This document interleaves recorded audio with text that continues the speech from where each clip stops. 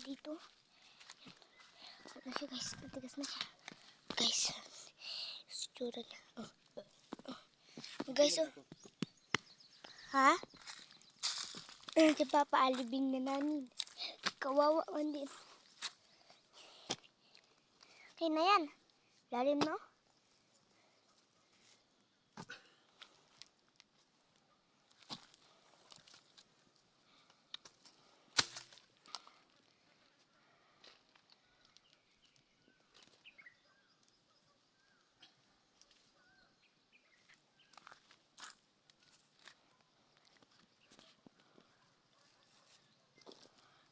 Ayun o, naninigas na. Kawawa. Ilang araw natin yung hindi nakain. May lason siguro. Ano, baka. Sir, glason. Tawan. Hindi ako. Wala akong pampalason. Hindi natin. Dun, mo dun. Ha? Ang init.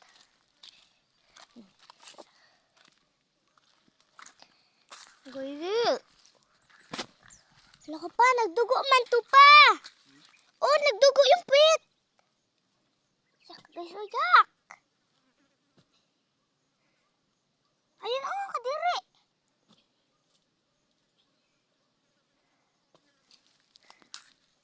Oh, guys. Yan yung itsura mo, guys. Oh, grabe. May dugo sa puwit.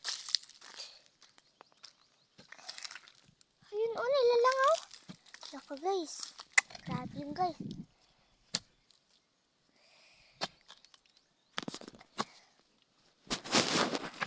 Pa, di ba pag kaunti lang kinakain, pa namamayat yung paa? Sisi, namayat. Hindi na nakakatayo yan. Kaganina, sa kaganina, inatayo ko. Ay, siya, nahiga siya diretso. Yung paa niya natigas na rin. Ayan na yung nangyari. Kaganina. Gano'n. Okay na, malalim naman ako. Kasya kaya. Ganyan pala pag mangyayari pag namatay na din yung tao pa. Libing sa lupa. Hindi ba? Pag na matigas na rin. Kasi yung dugo niya mamamatay na. Ay. Sa kaunti lang kinakain.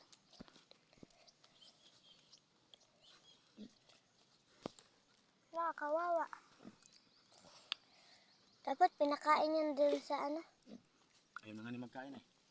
Ha? Hani?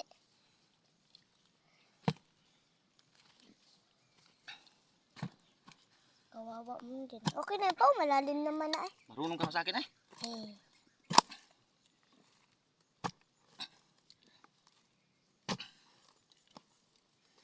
Pawis ni Papa.